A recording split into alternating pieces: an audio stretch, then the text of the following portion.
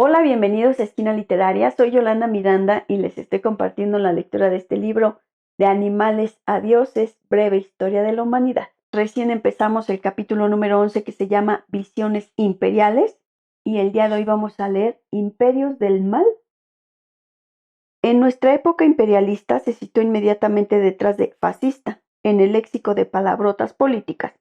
La crítica contemporánea de los imperios suele tomar una de las dos formas siguientes. 1. Los imperios no funcionan. A la larga no es posible gobernar de manera eficiente un gran número de pueblos conquistados. 2. Aún en el caso de que pueda hacerse, no debe hacerse porque los imperios son motores malvados de destrucción y explotación.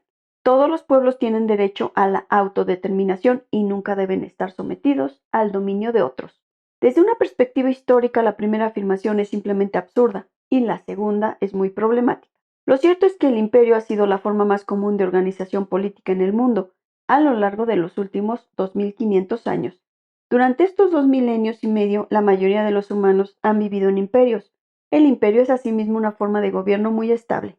La mayoría de los imperios han encontrado alarmantemente fácil sofocar las rebeliones. En general han sido derrocados solo por invasiones externas o por divisiones en el seno de la élite gobernante. Y a la inversa, los pueblos conquistados no tienen un historial muy bueno a la hora de liberarse de sus amos imperiales.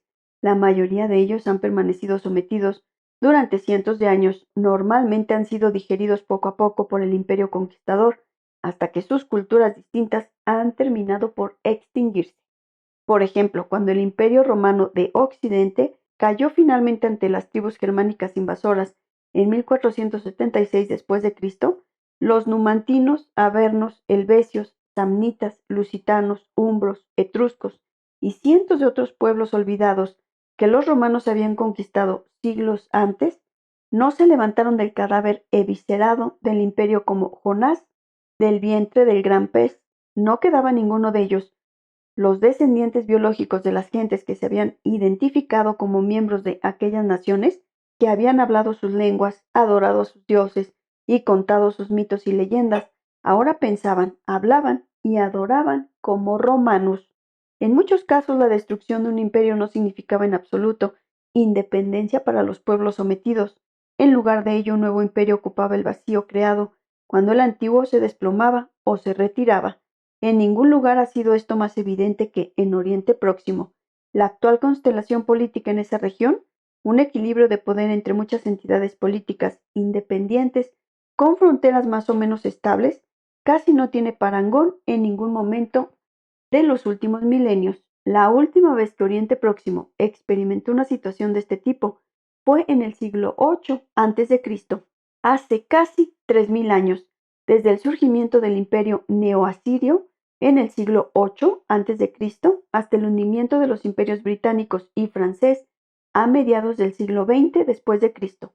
Oriente pasó de manos de un imperio a otro, como el testigo en una carrera de relevos, y cuando los ingleses y los franceses dejaron caer el testigo, los arameos, amonitas, fenicios, filisteos, moabitas, edomitas y los demás pueblos conquistados por los asirios ya hacía mucho tiempo que habían desaparecido. Es cierto que los judíos, armenios y georgianos de hoy en día afirman, con un cierto grado de justicia, que son los descendientes de los pueblos de Oriente Próximo antiguo, pero estas son las únicas excepciones que confirman la regla, e incluso dichas afirmaciones son algo exageradas. Por ejemplo, las prácticas políticas, económicas y sociales de los judíos modernos deben mucho más a los imperios bajo los que vivieron durante los 2 últimos milenios que a las tradiciones del antiguo reino de Judea. Si el rey David apareciera en una sinagoga ultra ortodoxa de la Jerusalén actual, se quedaría perplejo al ver que la gente lleva vestidos de Europa Oriental, que hablen un dialecto alemán, yiddish, y que se ensarcen discusiones inacabables sobre el significado de un texto babilonio, el Talmud. En la antigua Judea no había sinagogas, ni volúmenes del Talmud, ni siquiera rollos de pergamino de la Torá. Construir y mantener un imperio solía implicar la matanza depravada de grandes poblaciones y la opresión brutal de los que quedaban. Los métodos imperialistas habituales incluían guerras, esclavitud, deportación y genocidio. Cuando los romanos invadieron Escocia en el año 83 después de Cristo, encontraron una feroz resistencia por parte de las tribus caledonias locales y estos reaccionaron arrasando el país. En respuesta a las ofertas de paz de los romanos, el caudillo Calgaco llamó a los romanos los rufianes del mundo y dijo que al pillaje, la matanza y el robo les dan el falso nombre de imperio, producen un desierto y lo llaman paz. Sin embargo, esto no significa que los imperios no dejen nada de valor a su paso. Pintar de negro todos los imperios y repudiar todas las herencias imperiales es rechazar la mayor parte de la cultura humana. Las élites imperiales utilizaron los beneficios de la conquista para financiar no solo ejércitos y fortificaciones, sino también filosofía, arte, justicia y caridad. Una fracción importante de los logros culturales de la humanidad deben su existencia a la explotación de las poblaciones conquistadas. Los beneficios y la prosperidad que produjo el imperialismo de Roma proporcionó a Cicerón, Séneca y San Agustín el tiempo libre y los medios para pensar y escribir. El Taj Mahal no se podría haber construido sin las riquezas acumuladas por la explotación que los mogoles hicieron de sus súbditos indios y los beneficios que el imperio de los Habsburgo obtuvo de gobernar sobre sus provincias de lengua eslava, húngara y rumana, pagaron los salarios de Haydn y las comisiones de Mozart. Ningún escritor caledonio conservó el discurso de Calgaco para la posteridad. Tenemos noticias suyas gracias al historiador romano Tácito. En realidad es probable que Tácito se lo inventara. La mayoría de los estudiosos actuales están de acuerdo en que Tácito no solo falsificó el discurso, sino que inventó el personaje de Calgaco, el cabecilla caledonio, para que sirviera de altavoz de lo que tanto él como los romanos de clase alta pensaban de su propio país. Incluso si miramos más allá de la cultura y el arte de las élites y nos centramos en el mundo del pueblo llano, encontramos legados imperiales en la mayoría de las culturas modernas.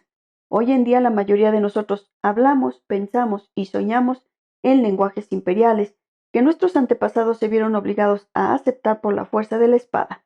La mayoría de los asiáticos orientales hablan y sueñan en el idioma del imperio Han. Con independencia de sus orígenes, casi todos los habitantes de los dos continentes americanos, desde la península de Barrow en Alaska hasta el estrecho de Magallanes, se comunican en uno de los 4 idiomas imperiales: español, portugués, francés o inglés.